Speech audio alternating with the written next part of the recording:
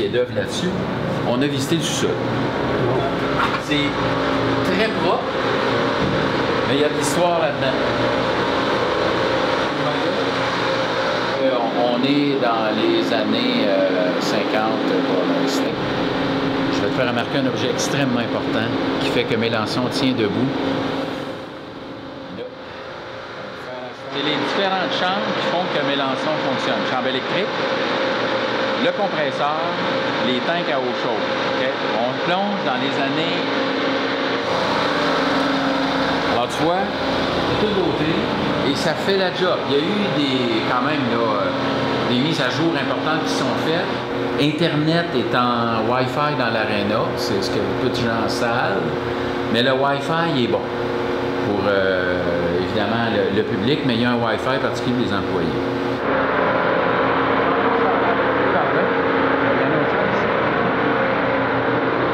La chaleur est dans l'aréna.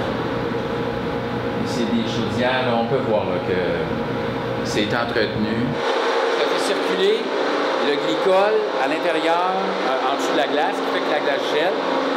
Une des dernières arénas à avoir du glycol de cette nature-là à circuler. Il va y avoir un changement de la garde au niveau du produit dans la majorité des arénas du Québec. Mais nous, à Mélençon, une des dernières places que ce type de glycol-là a été utilisé. Puis il en vendent plus, c'est des overstocks qu'on se procure. Alors, tu as des compresseurs des années 50 et 60. On voit le diagramme là, du fluide du glycol là-dessus. Là.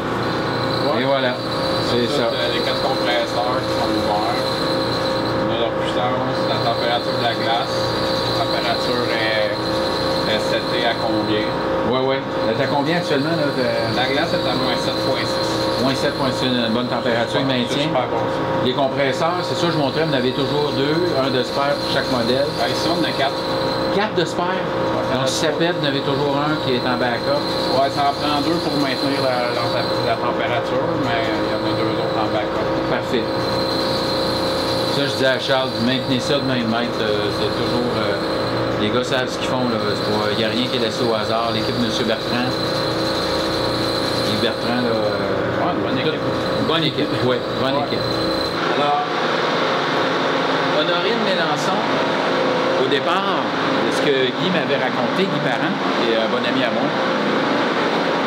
avait laissé ça, ces terres-là, au cercle des fermières, pour qu'il y ait des loisirs à Saint-Jérôme.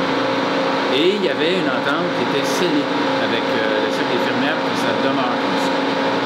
Là, je sais également, pas par procuration, mais par respect pour cette famille-là, il faut que ça demeure le parc Mélençon, quoi qu'il advienne ici. C'est sûr, si on commence à regarder au niveau de la slab de ciment, tu as vu comme moi tantôt que c'est du tuyau de fonte. Ici, on présume qu'il y a dans cette craque-là, que tu peux voir le long de la bande, là. D'ailleurs, si on se met en angle, ici, on voit que la bande elle penche ou elle baisse. Et tout dépendant de la pression qu'il y a dans le tuyau, on voit le renflement un peu. D'un œil averti. Ici, on pensait que les murs seraient pourris. Qu'à l'intérieur de ça, il y aurait de la moisissure. Il semblerait que non. Les études ont montré que les murs de l'aréna sont encore solides. Il y avait des fenêtres avant. Hein? Regardez bien. Il y en avait une ici. Ça a été bouché avec des blocs. Sur l'ancienne photo de l'aréna Mélençon, d'ailleurs que j'ai, je peux te la procurer, il y avait ces fameuses fenêtres-là.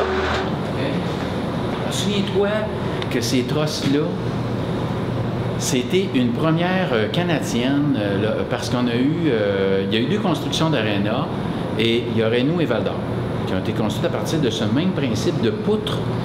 Ce sont des poutres autoportantes, qui font que, contrairement à l'aréna Georges Vézina, exemple à Chicoutimi, il n'y a pas de colonne.